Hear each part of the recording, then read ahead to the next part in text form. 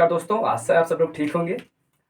आज जो है हम आपको बताएंगे जो जनन स्वास्थ्य है, हेल्थ रिप्रोडक्टिव हेल्थ, उसका जो पार्ट 3 हम लेके आए हैं। उसमें जब जनसंख्या विस्फोट था और जनसंख्या विस्फोट के नियंत्रण के बारे में, मतलब जनसंख्या विस्फोट को कैसे कंट्रोल किया जाता है ये बताएंगे। जनसंख्या विस्फोट को कैसे नियंत्रित किया जाता है ये बताएंगे। इसके पहले हमने ये बता चुके हैं कि जनसंख्या विस्फोट को कैसे नियंत्रित किया जाता है। उसी में एक हेडिंग आई थी या एक टॉपिक आया था, परिवार नियोजन। 1951 में भारत सरकार ने एक योजना बनाई थी, परिवार नियोजन। तो परिवार नियोजन क्या है, इसका जो मुख्य ध्येय है वो क्या है? परिवार नियोजन का मतलब ये होता है, इसका मुख्य ध्येय जो है परिवार को सीमित रखना, मतलब परिवार को एक सीमा के अंदर रखना। यही इसका मुख्य जो ध्येय है। ऐसा नहीं है बहुत सारी संतानें उत्पन्न करते चले जाओ, तो इसका मुख्य ध्येय जो है परिवार को सीमित करना। जनसंख्या विस्फोट आप पढ़ चुके थे कि जनसंख्या विस्फोट का मतलब यही होता है कि कोई एक निश्चित समय अंतराल के अंदर ही किसी स्थान पर जनसंख्या में वृद्धि हो जाती है। और इसका मुख्य जो कारण होता है, जन्म दर में लगातार वृद्धि होती है, मृत्यु दर में धीरे धीरे मृत्यु दर में कमी आना। यही क्या है, जनसंख्या विस्फोट का मुख्य कारण है। ठीक है, अब हम बात करेंगे कि परिवार को सीमित रखने के जो साधन है उन पर। तो आपको बता दें, आपको हेडिंग डालना पड़ेगा, परिवार को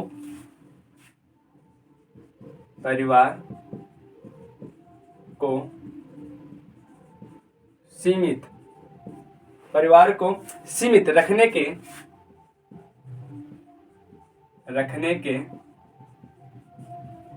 निम्नलिखित परिवार को सीमित रखने के निम्नलिखित संसाधन है। मतलब परिवार को सीमित रखने के लिए बहुत सारे, मतलब कुछ प्राकृतिक संसाधन हैं और कुछ बहुत साधन हैं, उनके बारे में हम बात करेंगे। तो इन संसाधनों को दो भागों में बांटा गया है। नंबर 1,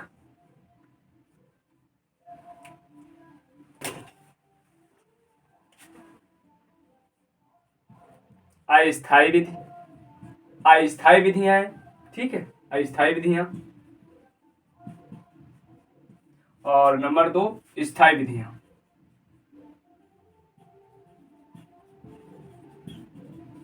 ठीक, इनको बताएंगे हम आपको।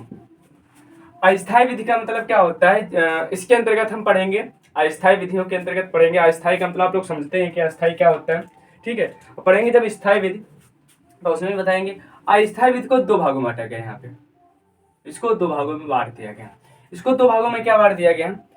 एक तो बांट दिया गया रासायनिक औषधियों के आधार पर या रासायनिक गोलियों के आधार पर, या रासायनिक विधि जिसको बोला जाता है, रासायनिक विधि। यहाँ पे एक तो लिखेंगे रासायनिक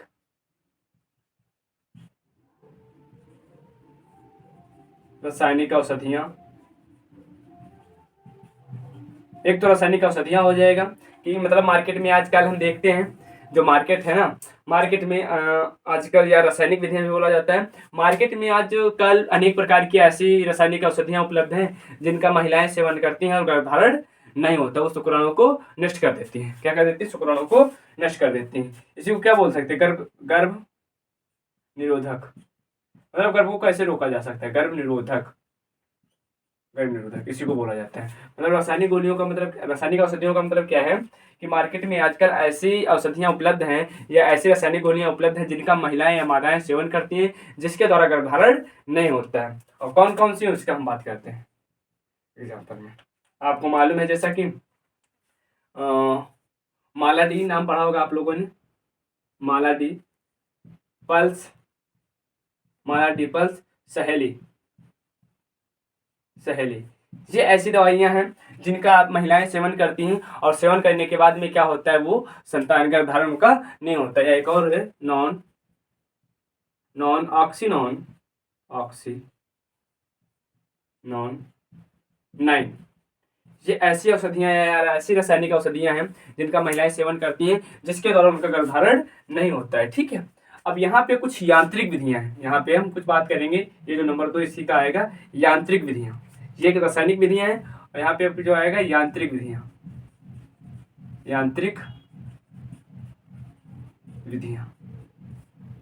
अब यांत्रिक विधियों में हम जब बात करेंगे तो यांत्रिक विधियों में आपको मालूम है, जैसे सबसे पहले भारत में या जो सबसे जो लोकप्रिय यांत्रिक विधि कंडोम या निरोध जिसको बोला जाता है, ये यूज किया जाता है। ठीक है, लिंग पे यूज किया जाता है, सभी को मालूम, पुरुष यूज करते हैं कंडोम। ठीक है, कौन यूज करता है? तो पुरुष यूज करते हैं, लिंग पे यूज करते हैं। ठीक, इसके द्वारा क्या होता है, जो शुक्राणु होते हैं वो अंडाणुओं से नहीं मिल पाते हैं। इसके बाद में हम बात करें डायाफ्राम। डायाफ्राम, डायाफ्राम क्या होता है? इसको जो यूज करती है वो कौन यूज करता है? फीमेल, मतलब महिलाएं, मादा यूज करती है। कैसे यूज करती है हम आपको बता दें। जो ये इसको यूज किया जाता है, आपने ये चित्र तो अच्छे से पढ़ा ही होगा, हम लगातार ये चित्र पढ़ाते आ रहे हैं आप लोगों को। मादा जनन तंत्र का ये ऐसे चित्र होता है। ठीक, ये एक जो हम भाग लिखवाते हैं आपको, ये इसको बोला जाता है गर्भाशय, गर्भाशय ग्रीवा। इस गर्भाशय ग्रीवा में ये जो नीचे वाला भाग होता है इसको बोला जाता है यौन। इसको क्या बोला जाता है? यौन। ये जो नीचे वाला भाग होता है ये गर्भाशय ग्रीवा, यहाँ पे एक डायाफ्राम आता है, हाफ गेंद जैसा, जो आधा गेंद होता है बिल्कुल वैसा, और उसको यहाँ पे रोपित कर दिया जाता है, ऐसे लगा दिया जाता है। तो जो शुक्राणु यौन मार्ग के द्वारा जो शुक्राणु अंदर जाते हैं वो यहीं से वापस आ जाते हैं, अंदर नहीं जा पाते, तो इसके द्वारा ठीक है डायाफ्राम यूज किया जाता है। ठीक, और एक यांत्रिक विधि है जिसको बोला जाता है आईयूडी।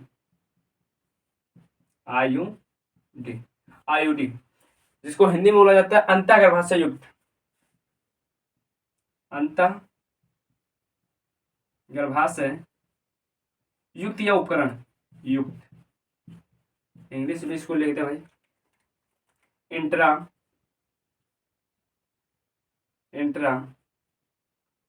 यूटेराइन डिवाइसेस,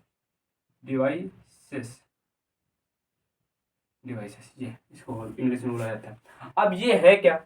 ये वास्तव में एक तांबा मोचित कॉपर आयन होता है, तांबा मोचित आयोडी होता है, जिसको बोला जाता है तांबा मोचित आयोडी। देख सकते हैं तांबा मोचित आयोडी। तांबा मोचित आयोडी क्या होता है? ये जो आयोडी उपकरण होता है, ये जो आयोडी उपकरण होता है, इसमें आयोडी है, इसमें कॉपर आयन, इसके अंदर कॉपर आयन होते हैं, इसके अंदर कॉपर आयन होते हैं इस आयोडी में।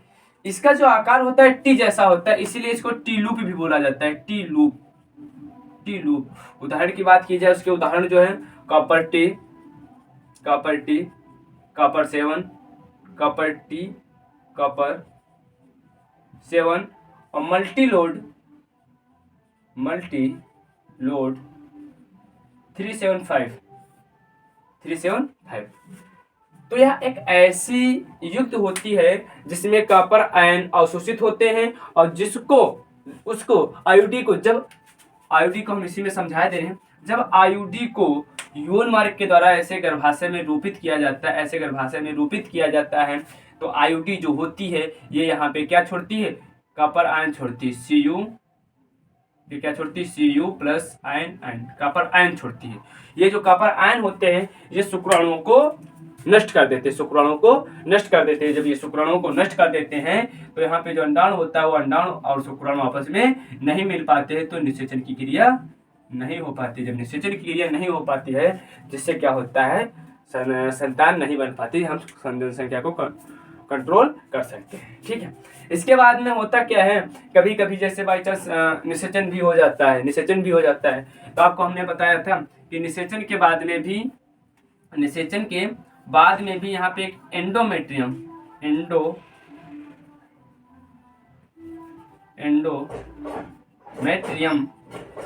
स्तर होता है। जब तक भ्रूण इस एंडोमेट्रियम स्तर पर जुड़ता नहीं है तब तक संतान भ्रूण विकसित नहीं होता है।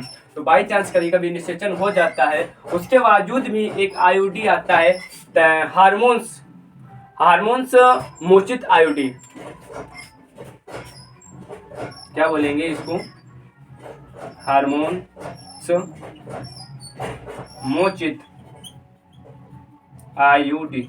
आयोडी एक उपकरण है, और ये ऐसा उपकरण होता है जैसे पहले जमाने की अगर हम बात करें, बहुत पुरानी, तो कुछ यंत्र जैसे भाले वगैरह जहर में डुबोए जाते थे, और मतलब पहले भाले को धीरे धीरे गर्म किया जाता था। जब लाल लोग गर्म हो जाते तो एक जहर की एक कटोरी में जहर घोला जाता था, उसके बाद में उसको उस जहर से उसको बुझाया जाता था, जिससे क्या होता था, जहर के पार्ट के लिए जो अणु होते थे वो धीरे धीरे उस लोहे के भाले में प्रवेश कर जाते थे। जब किसी शिकार करने जाते थे, किसी जानवर के मारा जाता था, तो जो उसके कण थे जहर के, तो उसके शरीर में रह जाते थे। ठीक है, ऐसे ये जो आईयूडी होता है, इसको जब हम मादा यौन मार्ग के द्वारा गर्भाशय में लगाया जाता है तो वहाँ पे एक कॉपर आयन छोड़ता है। ये जो कॉपर आयन वाले होंगे, जो हार्मोन्स वाले होते हैं, वो हार्मोन्स छोड़ते हैं। अब ये जो है हार्मोन्स, बाई चांस निषेचन क्रिया जब हो जाती है, बाई चांस निषेचन हो जाए, तो ये जो होता है हार्मोन्स मोचित, अगर ये आपने लगाया हार्मोन्स वाला, अगर इसको आपने लगाया यहाँ पे, इस पे, तो भ्रूण बन भी गया है। ये कह सकते हैं जैसे शुक्राणु, ये शुक्राणु और ये दोनों आपस में मिल गए हैं, यहाँ पे जाइगोट बन गया है। जाइगोट सब लोग आप जानते हैं जाइगोट क्या होता है, ये जाइगोट बन गया है। तो जब ये जाइगोट बन जाएगा तो इस जाइगोट को या कह सकते हैं भ्रूण, जाइगोट को या भ्रूण, जाइगोट को या भ्रूण को ये इसमें रोपित नहीं होने देता है, किस एंडोमेट्रियम में जुड़ने नहीं देता है। कौन? हार्मोन्स मोचित आईयूडी। और कौन कौन से होते हैं तो आपको बता दें एग्जांपल में, LNG 20 प्रोजेस्टेसाइड, जी ये उदाहरण है उसका। मतलब आपने अगर इसका यूज किया यहाँ पे, तो अगर निषेचन भी हो जाता है, अगर निषेचन भी हो जाता है तो होता क्या है, मतलब इसको एंडोमेट्रियम स्तर से जुड़ने नहीं देता, किसको? जाइगोट या भ्रूण को जुड़ने नहीं देता है। तो ये जो है अस्थायी विधियां हैं। अब हम पढ़ेंगे स्थायी विधियां में क्या होता है। आज से आप लोगों को समझ पा रहे होंगे। आगे बढ़ते हैं, इसको देख लो आप लोग।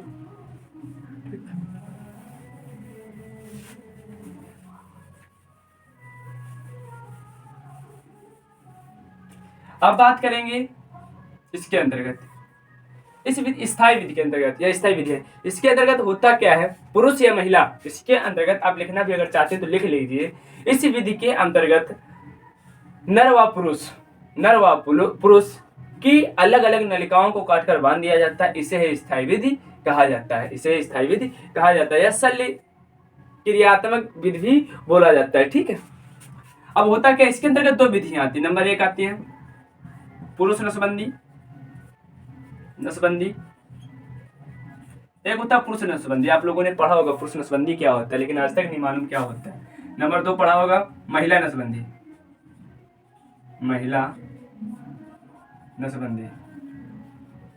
कि महिला नसबंदी क्या होता है। ठीक है, नाम केवल सुना होगा, क्या होता है क्या नहीं मालूम है। अब पुरुष नसबंदी, या इसको बोला जाता है पुरुष ऑपरेशन भी बोला जाता है, ऑपरेशन, इसी को ऑपरेशन भी बोला जाता है। इसको मादा ऑपरेशन भी बोला जाता है, मादा ऑपरेशन ये बोला जाता है। ठीक, अब बात आती है कि ये क्या होता है। तो जो पुरुष होते हैं, पुरुषों में एक नलिका पाई जाती है, आप सभी को याद होगा, शुक्रवाहिनी, ये हमने पढ़ाई है। शुक्रवाहिनी नलिका पुरुषों, इस विधि में क्या होता है, इसमें होता क्या, जो पुरुष में शुक्रवाहिनी नलिका पाई जाती है, शुक्रवाहिनी नलिका को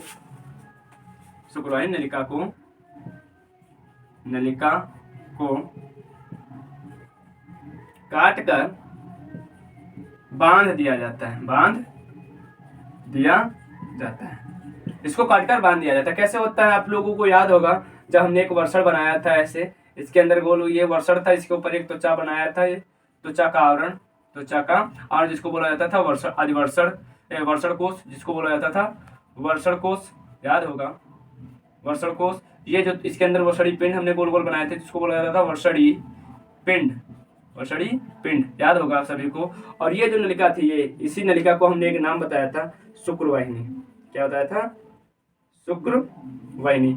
अब ये जो शुक्रवाहिनी नलिका है, इसी को यहाँ पे काटकर ऐसे बांध दिया जाता है, इसी को यहाँ पे ऐसे काटकर बांध दिया जाता है, इसी को ऐसे काटकर यहाँ पर बांध दिया जाता है। और जब काटकर बांध दिया जाता है तो इन्हीं पिंडों के अंदर शुक्राणु बनता है, और जो शुक्राणु बाहर जा ही नहीं पाएगा, जब शुक्राणु बाहर जा ही नहीं पाएगा तो शुक्राणु आपस में नहीं मिल पाएंगे, जिससे क्या होता है, संतान नहीं बन पाती है।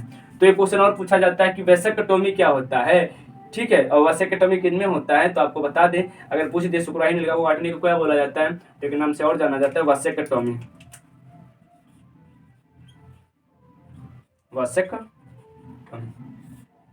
पुरुषों में जो शुक्रवाहिनी नलिका को काटकर जब बांध दिया जाता है तो इसे ही वैसेक्टोमी कहा जाता है। महिलाओं को हम बता दें, इधर देखो, महिलाओं में भी एक नलिका पाई जाती है। इस विधि में क्या होता है, अंडवाहिनी नलिका आप लोगों ने पढ़ी होगी। अंडवाहिनी नलिका को काटकर बांध दिया जाता है। कैसे होता है हम आपको बताते हैं।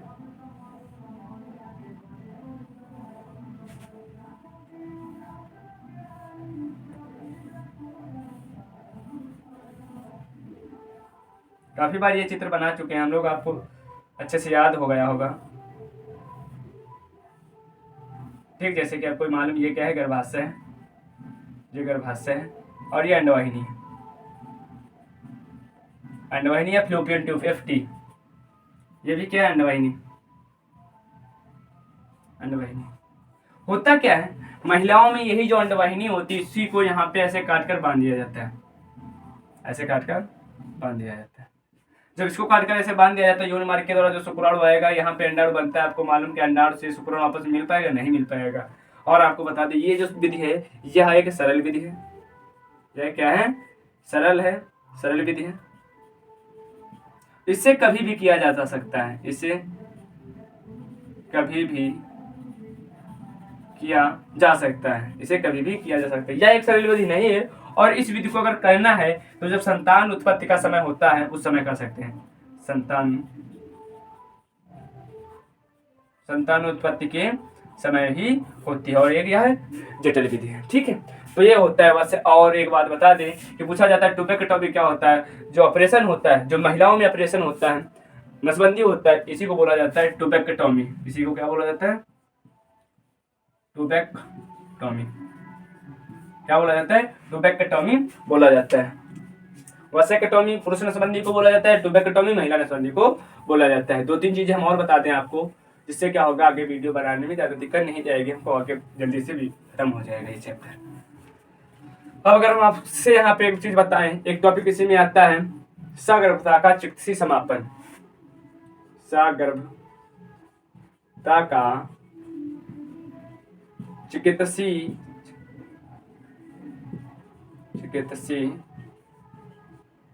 समापन। अब ये क्या होता है, आपको बता दें, कुछ दंपति ऐसे पाए जाते हैं जिनको पुत्र या पुत्री की चाह नहीं होती है, लेकिन गलती से गर्भधारण हो जाता है, तो वो लोग गर्भपात कराने की इच्छा रखते हैं। किंतु गर्भपात जो कराने की इच्छा रखते हैं, गर्भपात अगर वह 12 सप्ताह के अंदर ही करा रहे हैं या 84 दिन या लगभग 3 महीने के अंदर करा रहे हैं, तो कोई रिस्क नहीं होता है। इसके बाद वह रिस्क हो सकता है। तो इसका मतलब क्या होता है, कुछ दंपति ऐसे पाए जाते हैं जिनको, हम फिर से बोलने आप लोग लिख सकते हैं, कुछ दंपति ऐसे पाए जाते हैं जिनको पुत्र या पुत्री की चाह नहीं होती है, किंतु गलती से गर्भधारण हो जाता है, तो वे दंपति गर्भपात मतलब भ्रूण में ही उसकी हत्या करवाने को सोचते हैं, गर्भपात करवाना चाहते हैं। किंतु गर्भपात करवाना अगर चाहते भी हैं तो वह कम से कम, ठीक है, कम से कम नहीं कह सकते हैं, गर्भपात करवाना चाहते हैं तो 12 सप्ताह के या 3 महीने के अंदर ही करवा लेना चाहिए। यदि इसके बाद वह करवाते हैं तो वह उस महिला के लिए जानलेवा या रिस्क साबित हो सकता है। ये होता है गर्भपात। ठीक, आज इसको समापन का मतलब इसलिए आप लोग देखते होंगे कि रेप वगैरह हो जाते हैं, तो जो लोग मजबूरी होते हैं उन लोग सामने के सामने, तो अगर इस रेप हो गया या किसी भी प्रकार से प्रेग्नेंट हो गई मादा, तो उसको अगर ख़त्म करना तो किस आदि विधियाँ हैं, ठीक है, तो उसका अबॉर्शन कराया जाता है। तो यही होता है। ठीक, इसके बाद में हम आपको बता दें उल्बवेधन क्या होता है।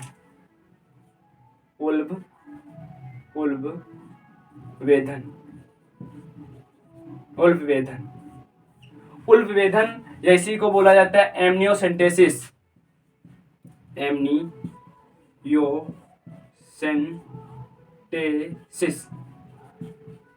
एमनियोसेंटेसिस भी क्या होता है आपको बता दें। जो एमनियोसेंटेसिस होता है, ये जो यहाँ पे ऐसे आप सभी को मालूम है, ऐसे यहाँ पे सुस पल रहा होता है कि नहीं पल रहा होता है, ऐसे यहाँ पे, और इस वाले भाग में कुछ ना कुछ तरल होता है। ये तरल होगा, ये तरल होता है। इस तरल को बोला जाता है एमनियोटिक तरल। एमनियोटिक तरल।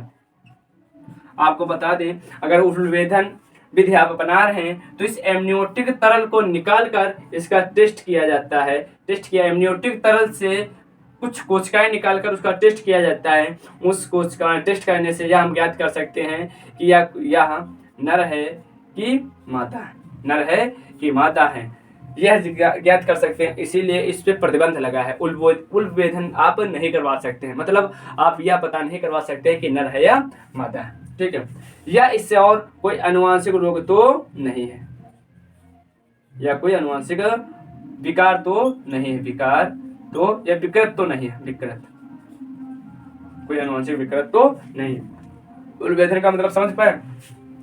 भ्रूण से क्या, जहाँ पे भ्रूण पल रहा होता है वहां से एमनियोटिक तरल को निकाल लिया जाता है, एमनियोटिक तरल को निकाल लिया जाता है। उनमें जो कोशिकाएं होती हैं उन कोशिकाओं का टेस्ट किया जाता है, अध्ययन किया जाता है। उससे यह ज्ञात कर लिया जाता है कि इसमें जो संतान पल रही है उसमें नर है या मादा या कोई अनुवांशिक रोग तो नहीं है, जिससे हम ये पता कर सकते हैं। आशा करते हैं आप लोगों को ये बात समझ में आई होगी और आगे चल के हम आगे जो भी है टॉपिक बचा हुआ है उसको हम समाप्त कर देंगे।